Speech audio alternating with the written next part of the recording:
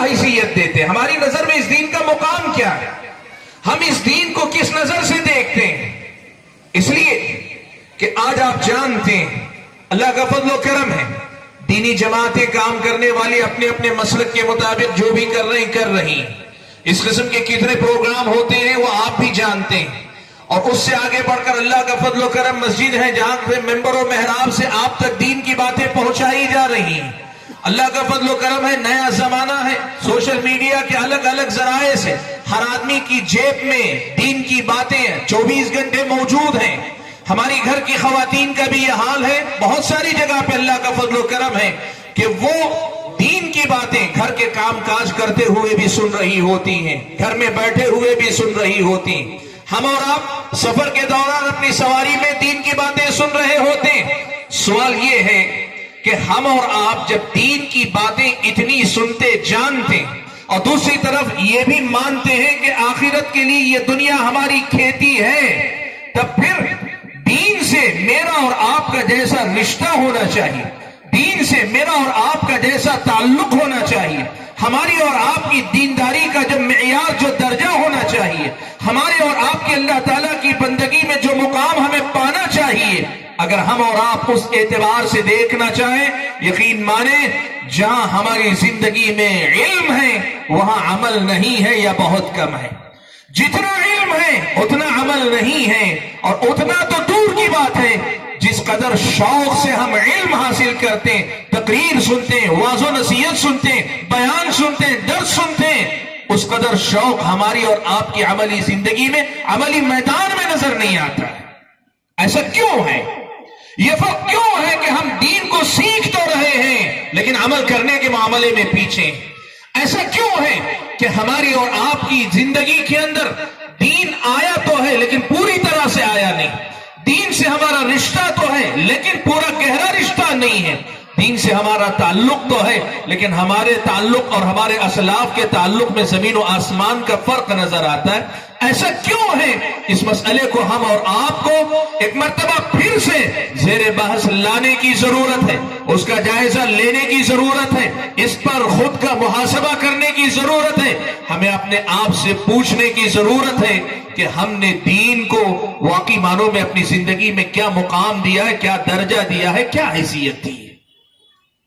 بھائیو آپ دیکھو، ایک طرف تو اس دنیا کے اندر، خاص طور پہ میں مسلمانوں کے اندر بات کروں، مسلمانوں سے باہر کے جو لوگ ہیں ان کا اپنا مسئلہ ایک اپنی جگہ، لیکن اسلام کے دائرے میں جو ہیں ان میں کا ایک طبقہ وہ ہے جن کا دین سے تعلق نہ ہونے کے برابر ہے، دلچسپی نہیں ہے ان کو کوئی، ان کی صبح سے شام تک کی مصروفیات میں دین کے لیے کوئی مقام نہیں ہے۔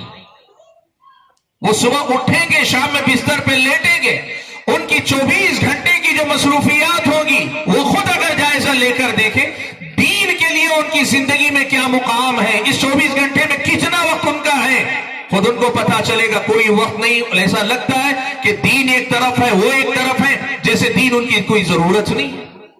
لیکن وہی بہت سارے ایسے بھائی بھی ہیں، بہنیں بھی ہیں جن کو اللہ تعالیٰ نے توفیق بخشی ہے، وہ دین سے اپنا تعلق رکھتے ہیں، لیکن یہ دین سے تعلق بہت حد تک نام کا تعلق ہے، بہت حد تک علمی تعلق ہے، عملی تعلق نہیں، بہت کچھ تعلق نسبت کا ہے کہ ہم مسلمان ہیں، ہم مومن ہیں، ہمارا دین اسلام ہے، ہم دیندار ہیں، لیکن عملی زندگی میں دین کی بات کریں تو آپ دیکھیں کہ ہماری اور آپ کی زندگی میں ایمان اور اسلام کی تعلیمات کس قدر پائی جاتی ہیں۔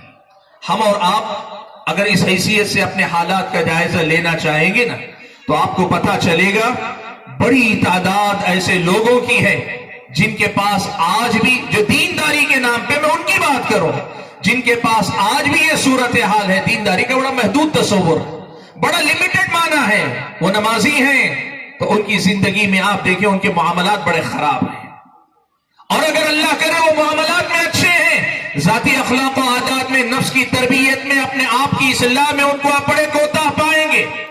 اور اگر مان لیں کہ کوئی آدمی بڑا بااخلاق ہے، بڑا ملنسار ہے، زبان بڑی میٹھی ہے، اس سے کبھی کسی کو تکلیف نہیں پہنچتی، وہ خود اپنا محاسبہ کر کے دیکھے عبادتوں میں اس کا مقام کیا ہے، درجہ کیا ہے۔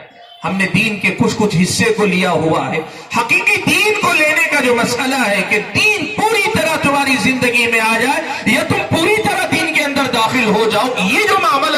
یہ معاملہ ابھی بھی دور کی ایک منزل نظر آتی ہے، اور ایسا لگتا ہے کہ ہم مسافر تو ہیں لیکن منزل پر پہنچنے کے لیے سفر نہیں کر رہے ہیں، ہم بس سفر برائے سفر کر رہے ہیں۔ ہم اسی پہ خوش ہیں کہ ہم ایمان کے راستے پر ہیں، اسلام کے راستے پر ہیں، لیکن اسلام کے راستے پہ چلنے کا جو کما حق تقاضا ہوتا ہے، اس پر شاید ہم اور آپ توجہ دینے سے قاصر ہیں۔ اللہ کے بندو، بھائیوں دیکھو، آدمی کے پاس اگر یہ پتہ ہوتا ہے کہ میری فلاں منزل ہے اور مجھے اس منزل تک پہنچنے کے لیے اتنی لمبی مسافت طے کرنی ہے، تو وہ آدمی کیا کرتا ہے؟ وہ سفر پہلے شروع کرتا ہے، سفر تیز رکھتا ہے، سفر میں دائیں بائیں توجہ دے کر اپنی رفتار کو کم نہیں کرتا، وہ سیدھے سیدھے منزل پر پہنچنے کی کوشش کرتا ہے۔ پیارے نبی صلی اللہ علیہ وسلم نے یہی بات تو بیان فرمائی۔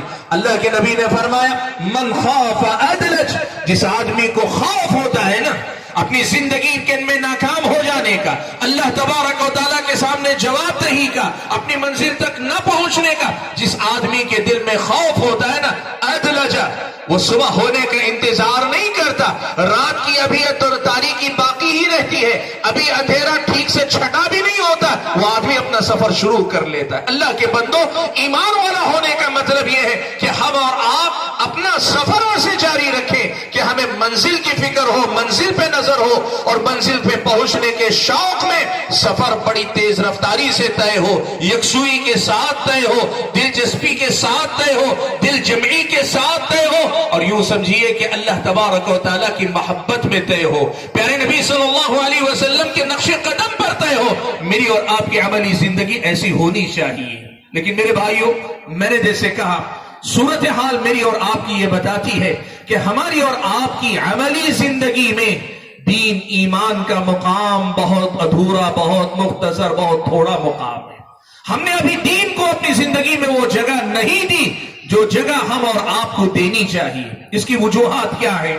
میں آج آپ کے سامنے اصل میں کچھ وجوہات ایسی گنانا چاہتا ہوں کہ جس کی وجہ سے ہم عملی زندگی میں پوری طرح مسلمان نہیں ہو پا رہے، پوری طرح مومن نہیں ہو پا رہے، پوری طرح اسلامی تعلیمات پہ عمل نہیں کر پا رہے۔ ایسی کچھ وجوہات آپ کے سامنے ذکر کرنا چاہتا ہوں تاکہ ہم خود احتسابی سے کام لیں، اپنے آپ کا جائزہ لیں، دیکھیں کہیں ایسا تو نہیں کہ انہی اسباب میں سے کوئی نہ کوئی سبب میری اور آپ کے دل و دماغ میں، میرے اور آپ کی زندگی میں اور میرے اور آپ کے ساتھ لگا ہوا ہے، جس کے نتیجے میں ہم واقعی معنوں میں پورے مومن، پورے مسلمان نہیں بن پا رہے۔ حاضرین گرامی، اس کی وجہ کیا ہے؟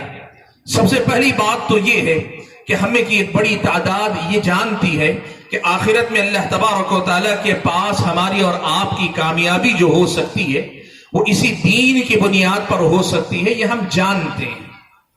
اللہ نے قرآن میں فرمایا، ان الدین عند اللہ الاسلام، بلا شبہ اللہ تعالیٰ کے پاس جو دین قابل قبول ہوگا وہ اسلام ہی ہوگا۔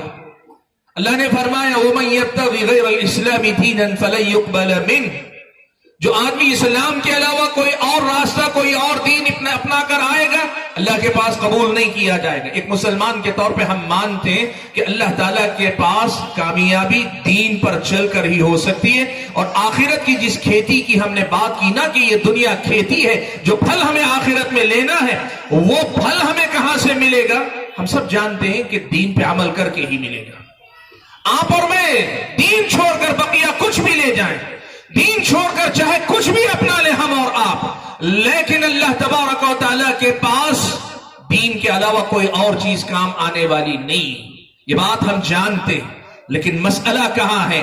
کسی چیز کو محض جان لینا الگ ہے اور کسی چیز کو اپنی صبح و شام کی فکر بنا لینا ایک الگ معاملہ ہے۔ ایک چیز کو معلومات کے درجے میں رکھنا الگ ہے، لیکن اسے اپنی زندگی کا مقصود نظر بنا لینا ایک الگ معاملہ ہے۔ اللہ کے بندو، آپ اور ہم کو یہ باتیں یاد رکھنی ہوگی کہ اللہ کے پاس دین کے بغیر جانا کتنا بڑا خسارہ ہے، یہ ہمیں سمجھنا ہوگا۔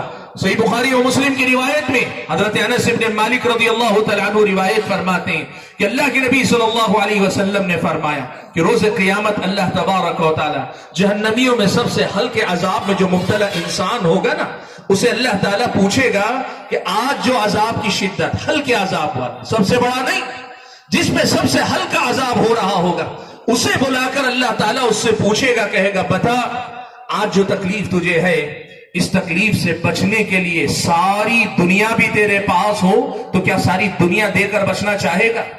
فدیے میں، بدلے میں کہ مجھے چھٹکارا مل جائے، ساری دنیا بھی دینے کے لیے تیار ہو؟ وہ کہے گا ہاں میرے رب، اگر ساری دنیا بھی ہو سب دے دوں گا، لیکن مجھے اس عذاب سے چھٹکارا چاہیے۔ اللہ تعالیٰ کہے گا، اللہ تعالیٰ کہے گا تجھ سے تو میں نے دنیا میں اس سے زیادہ ہلکی بات پوچھی تھی۔ دنیا میں جب موقع دیا تھا نا تو میں نے تجھ سے اس سے بھی زیادہ معمولی بات پوچھی تھی کہ زندگی اللہ تعالیٰ کی عبادت میں گزارنا، اللہ تعالیٰ کے ساتھ کسی کو شریک نہ ٹھہرانا، تو وہ نہ کر سکا۔ سوچو بھائیو، آج ہم کیا کرتے ہیں؟ اسی دنیا کی خاطر تو دین چھوڑتے ہیں، اسی دنیا کی خاطر تو دین سے جاتے ہیں، اسی دنیا کی خاطر تو دین کو بھلاتے ہیں، اسی دنیا کی خاطر تو دین واقعی معنوں میں وہ مقام نہیں پاتا جو مقام ہماری اور آپ کی زندگی میں پانا چاہیے۔ اللہ کے نبی فرماتے ہیں ساری دنیا، آج کوئی کماتا ہے، کتنی دنیا کما لیتا؟ 1% دنیا بھی کسی انسان کے پاس نہیں آتی۔ ساری دنیا کو آپ دیکھ لیں، پوری دنیا ملا کر 1% دنیا آدمی نہیں کما سکتا۔ اللہ کے نبی نے کہا 100% دنیا بھی اس دن ہوگی، وہ ساری دنیا دے کر بھی عذاب سے بچنا چاہے گا، اللہ پھر بھی چھٹکارا نہیں دے گا، اور عذاب اتنا شدید ہوگا کہ پوری کی پوری دنیا دے کر بچنا چاہے گا۔ سوال یہ ہے اللہ کے بندو، کیا ہم اور آپ آخرت کی کامیابی کے مسئلے کو اتنا ہی سنگین اور سنجیدہ مسئلہ سمجھتے ہیں؟ کیا واقعی معنوں میں ہم اور آپ اللہ تبارک و تعالیٰ کے سامنے جواب دہی کا یہی ڈر رکھتے ہیں؟ آپ کو معلوم ہے اللہ کے نبی صلی اللہ علیہ وسلم نے فرمایا روز قیامت، ایک روایت کے مطابق اور دوسری روایت میں معلوم ہوتا ہے کہ پہلے ہی اللہ تعالیٰ نے حضرت آدم علیہ السلام سے کہا، یا کہے گا اللہ تعالیٰ روز قیامت، کیا کہے گا؟ اخرج بعث النار، اے آدم اپنی اولاد میں سے جہنم کے حصے کو نکال کے الگ کر لو۔ حضرت آدم پوچھیں گے وما بعث النار، اے اللہ تعالیٰ جہنم کا حصے سے مراد کیا ہے، کیا نکالوں؟ اللہ تعالیٰ کہے گا من کل 1999، ہر 1000 میں سے 999 لوگوں کو نکال کر جہنم کے لیے الگ کر لو۔ ہر 1000 میں سے 999 نکال کر الگ کر لو کہ یہ جہنم کا ایندھن ہے، ایک آدمی جنت میں جانے والا ہے۔ اللہ کے بندو سوچو کہ یہ دین اگر پوری طرح میری اور آپ کی زندگی میں نہیں ہوگا تو کیا ہم وہ 1000 میں ایک بن پائیں گے؟ کیا اس 1000 میں ایک ہمارا مقام بن پائے گا؟ کتنی خطرناک حدیث ہے، کتنی ڈراؤنی حدیث ہے، کس قدر زیادہ مجھ کو اور آپ کو جھنجھوڑنے والی حدیث ہے کہ زندگی میں جس دنیا کے لیے آگے پیچھے ہو رہے ہو، مانتے ہو، جانتے ہو کہ اللہ کے پاس بغیر دین کے کامیابی نہیں ہے، لیکن اس کے باوجود دین کو اپنی زندگی میں وہ مقام نہیں دے پاتے جو تمہیں ان 1000 میں سے ایک بنائے، 999 سے باہر اللہ تعالیٰ تمہیں نکالے، وہ مقام اگر ہم نہیں دے پا رہے تو بتاؤ ہم سے زیادہ نادان کون ہو سکتا ہے؟ بھائیو، میں نے جو بات کہنی چاہی وہ یہ کہ ہم اور آپ ہماری زندگی میں دین کو مقام کیوں نہیں دے پا رہے ہیں؟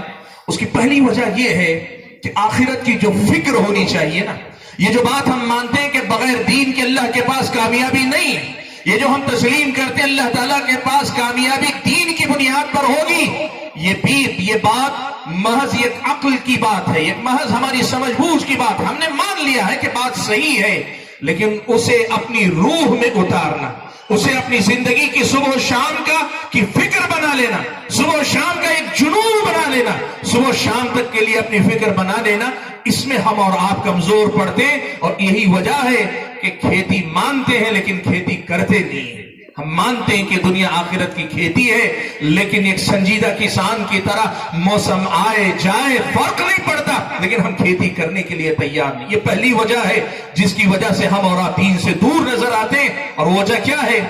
آخرت کی فکر جیسی ہونی چاہیے، یا پھر یہ کہ آخرت میں اللہ کے پاس کامیابی کا دار و مدار ایمان پر ہے، دین پر ہے، اس بات کو جیسے ماننا چاہیے، عملی زندگی میں جو مقام دینا چاہیے وہ مقام دینے میں ہم اور آپ ناکام ہیں۔ بھائیو، دوسری وجہ جس کی وجہ سے ہم اور آپ دنیا سے قریب، دین سے دور ہیں، ایک بڑی وجہ کیا ہے آپ کو معلوم ہے؟ ہمیں ایک بڑی تعداد ایسے مسلمانوں کی ہے جو یہ مانتی ہے کہ ہم اور آپ کو اس دین سے آخرت میں فائدہ ہوگا، لیکن کیا اس دین سے ہماری دنیا میں بھی کچھ فائدہ ہوگا، ہماری دنیا کا بھی بھلا ہوگا؟ ایک عام ذہن، ایک عام مسلمان کا ذہن یہی ہے کہ اس سے آخرت بنتی ہے، اس سے دنیا نہیں بنتی۔ اور اس کی وجوہات کیا، یہ ذہن بننے کی وجوہات کیا ہیں؟ کئی وجوہات ہیں، میں اس پہ جانا نہیں چاہتا. کئی بار اس کے پیچھے علماء کی طرف سے ہونے والی گفتگو بھی ہے کہ علماء نے یہ بتا دیا کہ دنیا سے ذرا بھی معاملہ رکھو گے، دیندار بننا ہے تو دنیا چھوڑ کر ہی بن سکتے ہو. میں اس کی تفصیل میں جانا نہیں چاہ رہا ہوں، لیکن ایک بات آپ کے سامنے رکھنا چاہ رہا ہوں. دیکھو کہ ہم میں کی بڑی تعداد یہ مانتی ہے کہ ہمیں اگر دین پر چلنے سے کچھ فائدہ ہوگا تو آخرت کا ہوگا. دنیا کا کیا ہوگا؟ دنیا کا تو نقصان ہی ہوگا. دنیا تو قربان کرنی پڑے گی، دنیا تو لٹانی پڑے گی، دنیا تو مٹانی پڑے گی، دنیا تو چھوڑنی پڑے گی، دنیا سے دور ہونا پڑے گا. اب یہاں اصل میں آدمی کمزور پڑ جاتا ہے، یہاں آدمی اصل میں کمزوری کا شکار ہو جاتا ہے. کبھی دنیا کی محبت ہے، کبھی دنیا کے نقصانات کا خوف ہے. یہ جو سوچ ہے، اس سوچ نے ہمیں دین سے زیادہ دور کیا ہے. وہ یہ کہ دین پہ عمل کرنے سے ہماری دنیا اجڑ جائے گی، بے رونق ہو جائے گی، دنیا میں جینے کا پھر مزہ نہیں رہے گا، دنیا کے اندر پھر کوئی لطف نہیں رہے گا، زندگی بڑی روکھی سوکھی پھیکی بے مزہ بد مزہ ہو جائے گی. یہ سوچ ہے جس وجہ سے آج ایک بڑی تعداد دین پہ عمل کرنا نہیں چاہتی، یا دین پہ عمل بھی کرتی ہے تو وہ سیلیکٹیو ہے. سیلیکٹیو کیا ہے؟ دیکھ دیکھ کے عمل کرتی ہے کہ میری زندگی میں جو لائف اسٹائل اپنا سیٹ کر رہا ہوں یا سیٹ کر رہی ہوں، میرے اپنی ترجیحات، میری اپنی پرائورٹیز کے بعد دین کے لیے کتنی جگہ بن سکتی ہے. صرف جمعہ کی نماز کی جگہ بنتی ہے، ٹھیک ہے. دن میں صرف 2 نمازوں کی جگہ بنتی ہے، اتنا ہی ٹھیک ہے. میں اپنے ظاہر کو بدل نہیں سکتا، میں اپنی شکل و صورت جیسے چاہے رکھوں گا، اس کے بعد جتنا دین آ سکتا ہے آئے، میرے اندر آئے میرے باہر نہ آئے. یا پھر میں مسجد کی حد تک مسلمان رہوں گا، بازار میں نہیں. میں بازار کے اصولوں پر. ہر آدمی کا اپنا ایک مزاج ہے. اللہ کے بندو، یہ جو چیز ہے نا، یہ کیوں آئی؟ اس وجہ سے آئی کہ لوگوں نے یہ سمجھا کہ دین پہ عمل کرنے کا نقصان یہ ہوگا کہ ہماری اور آپ کی دنیا اجڑ جائے گی. سبحان اللہ. اللہ کے بندو دیکھو، قرآن میں اللہ تبارک و تعالیٰ نے بہت بڑی بات کہی ہے، بہت بڑی بات اللہ نے کی. من عمل صالحا من ذکر او انثى وهو مؤمن فلنحيينه حیاتا طیبہ. اللہ تعالیٰ نے کیا کہا؟ ایمان والا ہونے کے بعد جو عمل صالح کرے، وہ مرد ہو کہ عورت. اللہ نے آیت کے اختتام میں کہا وَلَنَجْزِيَنَّهُمْ أَجْرَهُمْ، ہم اس کا بدلہ جو آخرت میں دینا ہے وہ دیں گے. لیکن آخرت کے بدلے سے پہلے اللہ نے کہا فَلَنُحْيِيَنَّهُ حَيَاةً طَيِّبَةً، ہم ضرور اسے بہترین زندگی جلائیں گے، ہم ضرور اسے بہترین زندگی دیں گے. حیاتاً طیبہ، اچھی زندگی اللہ تعالیٰ دنیا میں دے گا. یہ اللہ تبارک و تعالیٰ کا وعدہ ہے. میرے بھائیو، یہاں اپنے ایمان کا محاسبہ کرو، اپنے ایمان کی اصلاح کرو، اپنے ایمان کا جائزہ لو. قرآن کی یہ آیت، اللہ تعالیٰ کا یہ فرمان مجھ کو اور آپ کو بتاتا ہے کہ دین آپ کی دنیا بگاڑتا نہیں، بناتا ہے. دین آپ کی دنیا اجاڑتا نہیں، سنوارتا ہے. دین آپ کو دنیا سے محروم نہیں کرتا. دنیا اچھی اللہ تبارک و تعالیٰ آپ کو دین کے ذریعے دیتا ہے. دین آپ کو دنیا سے دور نہیں لے جاتا، لیکن دنیا میں ایک اچھا انسان بن کر جینے کا سلیقہ آپ کو دیتا ہے. یاد رکھو اللہ کے بندو، یہ جو سوچ لوگوں کے اندر آئی کہ دین پہ عمل کریں گے دنیا اجڑ جائے گی، سوچ غلط ہے. اسلام نے آپ کو کیا سکھایا؟ یہ جو اللہ نے وعدہ کیا نا فَلَنُحْيِيَنَّهُ حَيَاةً طَيِّبَةً، اس پر ایمان کا تقاضا یہ ہے کہ یہ مان کے چلو، یہ تسلیم کر کے چلو کہ میری دنیا، میرا دین مجھے میری دنیا اجاڑنے کا حکم نہیں دیتا. صحابہ آئے اللہ کے نبی کے پاس، بعض صحابہ آئے، آ کر انہوں نے کیا کہا؟ ایک نے کہا میں شادی نہیں کروں گا، دوسرے نے کہا میں ہمیشہ روزے رکھوں گا، تیسرے نے کہا رات رات بھر عبادت کروں گا، کبھی سوؤں گا نہیں. اللہ کے نبی نے کیا کہا؟ اللہ کے نبی نے کہا من رغب عن سنتی فلیس منی، جو میرے راستے سے منہ موڑے گا وہ مجھ سے نہیں ہے، میرے راستے پر نہیں ہے. پھر آپ نے کہا مجھے دیکھو، میں سب سے زیادہ اللہ سے ڈرنے والا، سب سے متقی انسان ہوں، لیکن میں دنیا چھوڑ کر نہیں، دنیا میں بہتر سے بہتر زندگی جی کر اللہ تعالیٰ کا متقی بندہ بناؤ. میری بیویاں بھی ہے، میرا گھر بار بھی ہے، میں سوتا آرام بھی کرتا ہوں، قیام بھی کرتا ہوں، میں روزے رکھتا بھی ہوں، روزے چھوڑتا بھی ہوں، یعنی نفل دنوں میں، عام دنوں میں ہمیشہ روزے سے نہیں رہتا. اسلام آپ کو جو زندگی دینا چاہتا ہے وہ کیا ہے؟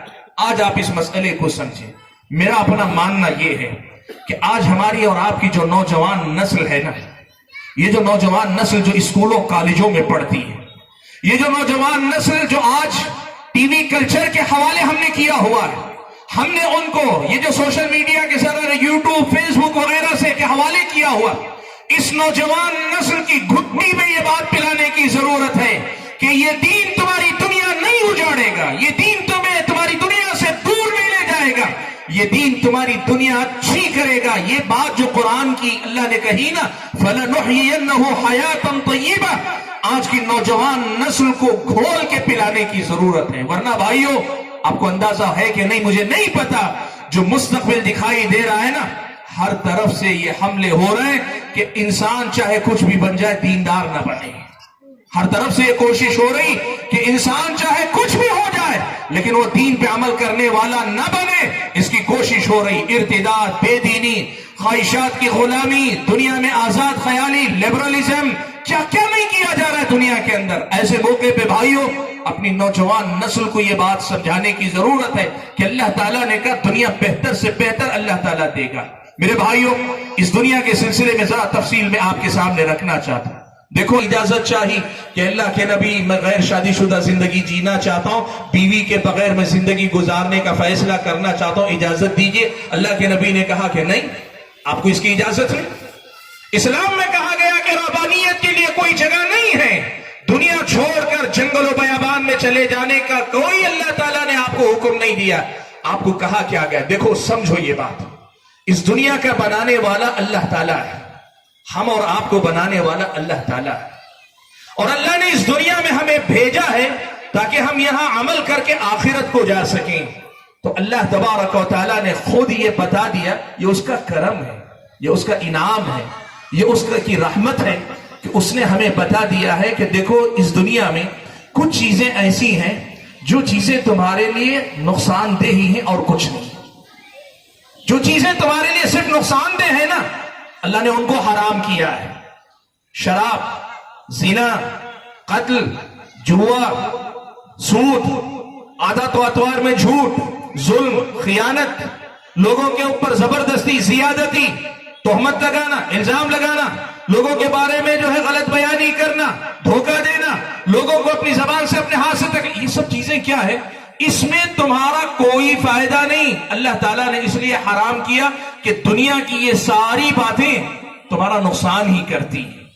اور دوسری طرف اللہ تعالیٰ نے یہ بھی ہماری رہنمائی کی کہ دیکھو، کچھ چیزیں ایسی بھی ہیں کہ وہ ایک حد میں تمہارے لیے مفید ہیں، تمہاری دنیا کی ضرورت بھی ہے اور تمہاری آخرت میں کامیابی کے لیے بھی وہ ضروری ہیں، ایک لمٹ میں وہ اچھی ہیں۔ اللہ نے کہا اس چیز کو اس کی لمٹ میں رکھو، اس کو اس کے دائرے میں رکھو۔ اسلام نے آپ کو جو کہا ہے نا، دنیا چھوڑ دینے کا نہیں کہا، لیکن اسلام نے کہا اس دنیا کی دو قسمیں، ایک مفید دنیا ہے، دوسری مضر دنیا ہے۔ تم اپنے طور پر جب فیصلہ کرو گے، مفید اور مضر طے کرنے میں غلطی کرو گے۔ تم اپنے طور پہ اگر فیصلہ کرو گے اس دنیا میں میرے لیے کیا اچھا ہے کیا برا ہے، اپنے طور پہ فیصلہ کرو گے، غلط کرو گے، نقصان اٹھاؤ گے۔ اس لیے یہ اللہ کا کرم ہے کہ اللہ نے خود تمہیں بتا دیا کہ اس دنیا میں تمہارے لیے نقصان دہ کیا ہے، مفید کیا ہے، اور پھر اسی کی بنیاد پہ اللہ تعالیٰ نے حلال و حرام کا فیصلہ کیا ہے۔ دیکھو، قرآن مجید میں اللہ تعالیٰ نے مسئلہ ہم اور آپ کو سمجھایا۔ اللہ نے فرمایا كُتِبَ عَلَيْكُمُ الْقِتَالُ وَهُوَ كُرْهٌ لَكُمْ وَعَسَىٰ أَن تَكْرَهُوا شَيْئًا وَهُوَ خَيْرٌ لَكُمْ وَعَسَىٰ أَن تُحِبُّوا شَيْئًا وَهُوَ شَرٌ لَكُمْ وَاللَّهُ يَعْلَمُ وَأَنْتُمْ لَا تَعْلَمُونَ۔ اللہ نے فرمایا کہ تم پر اللہ تعالیٰ نے جنگ لڑنا فرض کیا تو تم کو برا لگا، تم کو اللہ نے جنگ لڑنا کا حکم دیا تو برا لگا نا۔ آؤ تمہیں ایک حقیقت بتائی جا رہی ہے، وہ کیا حقیقت ہے؟ کہا وَعَسَىٰ أَن تَكْرَهُوا شَيْئًا وَهُوَ خَيْرٌ لَكُمْ عَسَىٰ أَن تَكْرَهُوا شَيْئًا وَهُوَ خَيْرٌ لَكُمْ۔ ہو سکتا ہے ایک چیز کو تم ناپسند کرو حالانکہ وہ تمہارے حق میں بہتر ہے، یعنی فیصلہ تمہیں دے دیا جائے نا، بہت ساری چیزوں کو تم پسند نہیں کرو گے حالانکہ وہ تمہارے حق میں بہت اچھی ہیں۔ وَعَسَىٰ أَن تُحِبُّوا شَيْئًا وَهُوَ شَرٌ لَكُمْ، فیصلہ تمہیں پہ چھوڑ دیا جائے تو دنیا کی بہت ساری چیزوں کو تم پسند کرو گے حالانکہ وہ تمہارے حق میں اچھی نہیں، مفید نہیں، بری ہیں۔ کیوں؟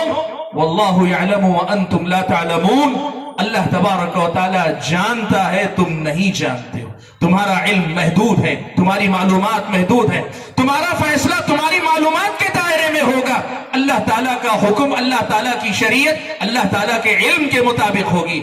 اللہ کا علم تمہارے علم سے بہتر ہے تو اللہ کا فیصلہ بھی تمہارے حق میں تمہارے اپنے فیصلے سے زیادہ بہتر ہے. واللہ یعلم وانتم لا تعلمون. اللہ جانتا ہے تم نہیں جانتے ہو. اسی لیے اللہ نے ایک بات کہی ہم اور آپ سے کہ تمہاری اپنی دنیا میں سے تمہارے لیے کیا بہتر ہے, کیا بہتر نہیں ہے, مفید کیا ہے, مضر کیا ہے, یہ اللہ تعالیٰ نے خود فیصلہ کر کے بتا دیا ہے. عقل مندی یہ نہیں ہے کہ اب دین کو چھوڑ کر اپنے طور پر دنیا میں بھلا اور برا طے کرنے کے لیے لگو. عقل مندی اس میں ہے کہ تم اللہ تبارک و تعالیٰ کے دین پہ عمل کرنے لگ جاؤ. یہ بھی اللہ تعالیٰ کا ایک انعام ہے کہ اللہ تعالیٰ نے اس دنیا میں جینے کا طریقہ تمہیں سکھایا, اور جب ایسے جیو گے نا تو اللہ تبارک و تعالیٰ تمہیں اس دنیا میں ایک بہترین زندگی دے گا. میرے بھائیوں, وقت اجازت نہیں دیتا کہ میں بہت زیادہ تفصیلات میں جاؤں, وقت اجازت نہیں دیتا کہ میں بہت زیادہ تفصیلات اور باریکیاں آپ کے سامنے رکھوں, لیکن ایک دو مثالیں یہاں میں ضرور آپ کے سامنے رکھنا چاہوں گا. دیکھو, اسلام نے جس چیز کو حرام کیا ہے نا, لوگوں کو لگتا ہے کہ اس میں محرومی. شراب ہے, شراب ہے, لوگوں کو لگتا ہے کہ دنیا کی ایک لذیذ چیز ہے. نشہ جب رگ و پے میں گھومتا ہے نا تو جو لذت, جو ایک قسم کے مزاج میں جو مستی آتی ہے, اس مستی سے گویا اسلام نے محروم کر دیا. یہ سچ ہے کہ شراب پینے والے پہ مستی چھاتی ہے. یہ سچ ہے کہ شراب پینے والے کو مزہ آتا ہے وقتی طور پر, ایک مزہ اسے آتا ہے, ایک نشہ آتا ہے اسے. اور اس سے آگے بسا اوقات بعض لوگوں کو ہم نے کہتے سنا کہ یہ جو مزدور پیشہ جو لوگ ہوتے ہیں نا, وہ جو دن بھر حمالی کرتے ہیں, دن بھر جو کھدائی کرتے ہیں, دن بھر محنت مزدوری کرتے ہیں, بدن ٹوٹ جاتا ہے, جسم محنت کر کر کے ٹوٹ جاتا ہے. کہتے ہیں رات میں اگر تھوڑی سی اگر پی لیتے ہیں نا شراب تو سارے جسم کے درد سے بے فکر ہو کر سو جاتے ہیں, صبح تازہ تب ہو کے کام پہ نکل آتے ہیں. کہتے ہیں دیکھو شراب اتنی اچھی چیز ہے, لوگ محروم کر رہے ہیں. قرآن میں اللہ تعالیٰ نے بڑی پیاری بات کہی اللہ کے بندوں. اللہ نے فرمایا یسألونک عن الخمر والمیسر, یہ لوگ آپ سے شراب اور جوئے کے بارے میں پوچھتے ہیں. قل فیہما اثم کبیر ومنافع للناس. اللہ کے نبی کہیے ان دونوں چیزوں کا معاملہ یہ ہے کہ ان میں بہت بڑا گناہ بھی ہے, ومنافع للناس, لوگوں کا فائدہ بھی ہے, لوگوں کی منفعت بھی ہے. قرآن میں اللہ نے کہا ومنافع للناس, لوگوں کی بھی منفعت ہے, لیکن مسئلہ کیا ہے؟ کہا وَإِثْمُهُمَا أَكْبَرُ مِن نَفْعِهِمَا. مسئلہ یہ ہے کہ جو فائدے تم دیکھ رہے ہو نا, اس سے کہیں زیادہ اس میں گناہ کی باتیں, گناہ کی بنیادیں ہیں, اور ہزار خرابیوں کی جڑ یہ شراب ہے. اللہ تعالیٰ نے جو بات کہی اسے میں کچھ مثالوں سے سمجھا دیتا ہوں آپ کو.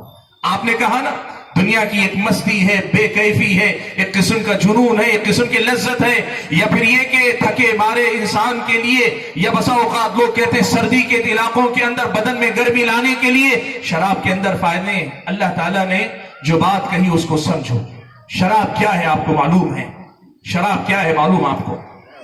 عرب کا ایک بدو, زمانہ جاہلیت میں شراب عام تھی, ہر کوئی پیتا تھا.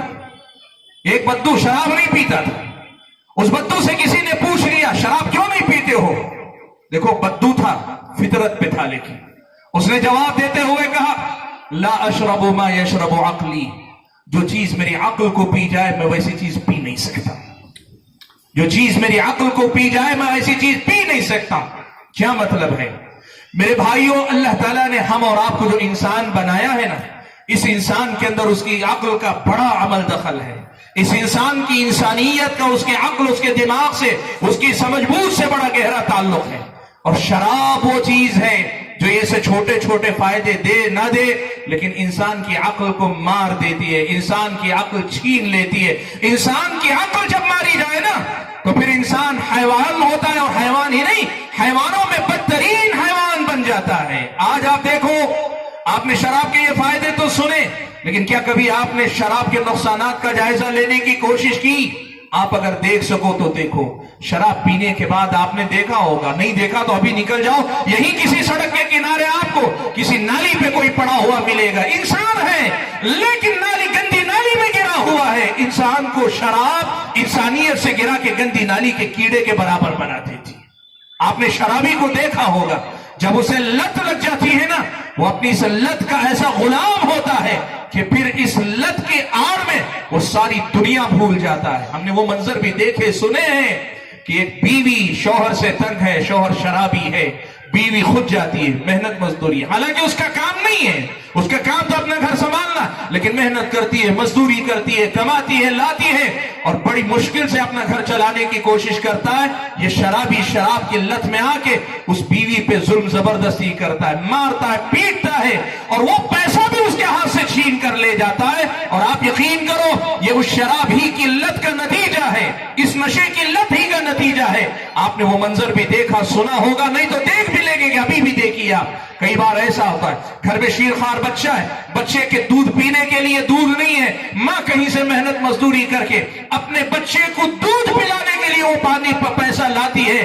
شرابی اپنے لت کے نشے میں اگر دھت ہونا، اسے اپنے بچے کی اس تڑپ کا بھی احساس نہیں ہوتا جو پیسہ دودھ بن کر بچے کے پیٹ میں جانا چاہیے، اس لت کے نتیجے میں وہ بھی چھین کر لے جاتا ہے اور شراب پی کے آتا ہے۔ انسان کو انسان نہیں رہنے دیتی یہ شراب، انسان کو انسانیت سے گرا دیتی ہے یہ شراب۔ اسی لیے اسلامی شریعت نے یہ بات کہی، وَإِثْمُهُمَا أَكْبَرُ مِن نَفْعِهِمَا۔ اور آپ جانتے ہیں شراب کے نشے میں آدمی دھت ہوتا ہے تو کیا کرتا ہے؟ کئی جرائم آدمی کرتا ہے، ماں بہن کے فرق کو بھول جاتا ہے، ماں بہن کے فرق کو بھول جاتا ہے، رشتے ناتوں کے تقدس کو بھول جاتا ہے۔ آدمی اگر شراب میں کے نشے میں ہونا، بڑے بڑے جرائم کر بیٹھتا ہے، قتل کر دیتا ہے، لوگوں کے ساتھ زیادتی کرتا ہے، لڑ پڑتا ہے، جھگڑے کرتا ہے، کیا کچھ نہیں کرتا۔ اسلام آپ کو یہی سمجھاتا ہے، اللہ کے بندو وقت اجازت نہیں دیتا، ورنہ ایک ایک مسئلہ آپ کے سامنے لے کر میں آپ کے سامنے گنا سکتا ہوں کہ اسلام نے جب بھی دنیا کی کسی چیز سے روکا ہے تو اس لیے روکا ہے کہ وہ تمہارے میرے لیے اچھا نہیں، اللہ کے بندو۔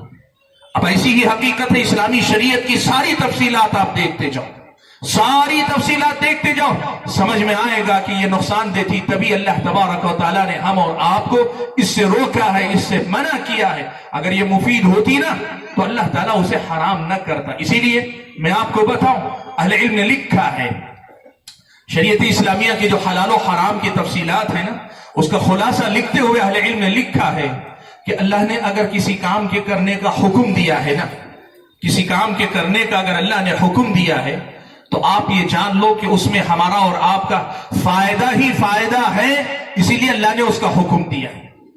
یا پھر اس میں آپ کو نقصان بھی نظر آتا ہے کہ یہ کام جو اللہ نے کرنے کا حکم دیا، یہ کرنے میں میرا فلاں نقصان ہو رہا ہے، تب بھی یہ یقین رکھو کہ اللہ تبارک و تعالیٰ نے جس کام کے کرنے کا حکم دیا ہے اس میں فائدہ بڑا ہے، فائدہ زیادہ ہے، جو نقصان تمہیں دکھائی دے رہا ہے اس سے کہیں زیادہ فائدہ ہے، تبھی اللہ تعالیٰ نے یہ کرنے کا حکم تمہیں دیا ہے، ورنہ اللہ تعالیٰ اس کا حکم تمہیں نہیں دیتا۔ اللہ نے جس بات کا بھی حکم دیا ہے وہ خیر ہی خیر ہے یا پھر اس میں خیر غالب ہے، تبھی اللہ نے اس کے کرنے کا حکم دیا ہے۔ اس کی مثال میں آپ کو دے دوں، آپ جانتے ہیں نماز فجر میں مؤذن کو حکم ہے کہ وہ اذان میں الصلاۃ خیر من النوم کہے۔ 4 نمازوں میں الصلاۃ خیر من النوم نہیں کہا جاتا، نماز فجر میں کہا جاتا ہے۔ کیوں کہا جاتا ہے؟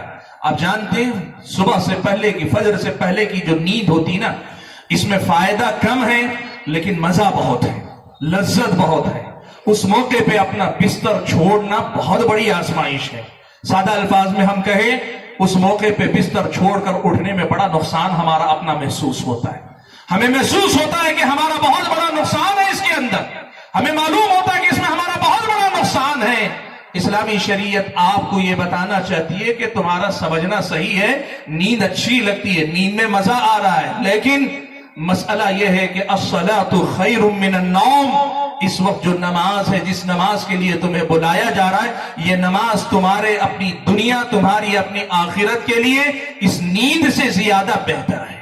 الصلاۃ خیر من النوم، یاد رکھو میرے بھائیوں، اللہ نے جو بھی حکم دیا ہے نا، جس بات کے بھی کو بھی حلال کہا، جس بات کے بھی کرنے کو مستحب قرار دیا، واجب قرار دیا، فرض کہا، اس میں میرا اور آپ کا فائدہ ہی فائدہ ہے، یا اگر کوئی چھوٹا موٹا نقصان بھی نظر آئے اس میں فائدہ زیادہ ہے، تبھی اللہ نے اسے حلال کیا۔ اور اگر اللہ نے کسی چیز کو حرام کیا ہے نا، اس میں ہمارا اور آپ کا نقصان ہی نقصان ہے، یا کم سے کم نقصان زیادہ ہے، تبھی اللہ تعالیٰ نے اسے حرام قرار دیا۔ جب یہ حقیقت ہے تو اس کا مطلب یہ ہوا کہ دین پر عمل کر کے جتنی اچھی زندگی انسان کو مل سکتی ہے، جس قدر آسانی سے اس دنیا میں سے اچھی دنیا کو آدمی اختیار کر سکتا ہے، وہ دین چھوڑ کر اپنے طور پہ اس دنیا میں جی کر کوئی اچھی زندگی نہیں اپنا سکتا۔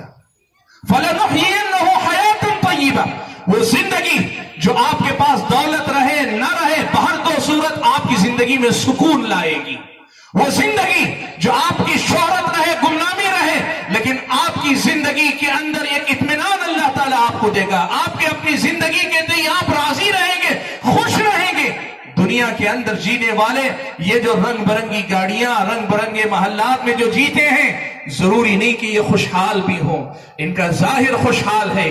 کبھی ان کے اندر کے اندھیروں کو جھانک کر دیکھو، کبھی ان کے گھر کے اندر کے حالات جھانک کر دیکھو، پتا چلے گا کہ یہ جو بات کہی گئی نا، فَلَنُحْيِيَنَّهُ حَيَاةً طَيِّبَةً، ایمان اور عمل صالح کو چھوڑ کر جو زندگی وہ جی رہے ہیں، وہ ظاہر تو بڑا چمکدار رکھتی ہے، لیکن باطن بڑا اندھیرا اس کے اندر ہے، اور ایسا اندھیرا کہ آپ میں اگر ایمان کی لذت چکھے ہو نا، اس اندھیرے میں ایک دن رہنا نہیں پسند کریں گے، چاہے وہ کتنا بڑا محل کیوں نہ ہو جائے۔ اللہ کے بندوں، میں جو بات کہنا چاہ رہا ہوں، بات کو سمیٹنے کی کوشش کر کے، وہ یہ کہ ہم دین سے دور کیوں جاتے ہیں؟ یہ سمجھتے ہیں کہ اس سے ہماری دنیا اجڑ جائے گی۔ قرآن و سنت آپ کو بتاتے ہیں کہ اسلام آپ کی دنیا کو آباد کرے گا، آپ کو ہر طرح اللہ آباد کرے گا، اور اس دنیا میں مفید اور مضر کا فرق آپ کو اپنے طور پہ کرنے کی ضرورت نہیں، اللہ کے مان لو، اللہ تعالیٰ نے سب فیصلے کر دیے ہیں۔ تو بھائیو، وقت اجازت نہیں دیتا، میں ایک بات آخری اپنی کہہ کر اپنی بات سمیٹنا چاہتا ہوں۔ ہم دین پہ عمل کیوں نہیں کر پاتے ہیں؟ اس کی ایک بہت بڑی وجہ اور بھی ہے، اور وجہ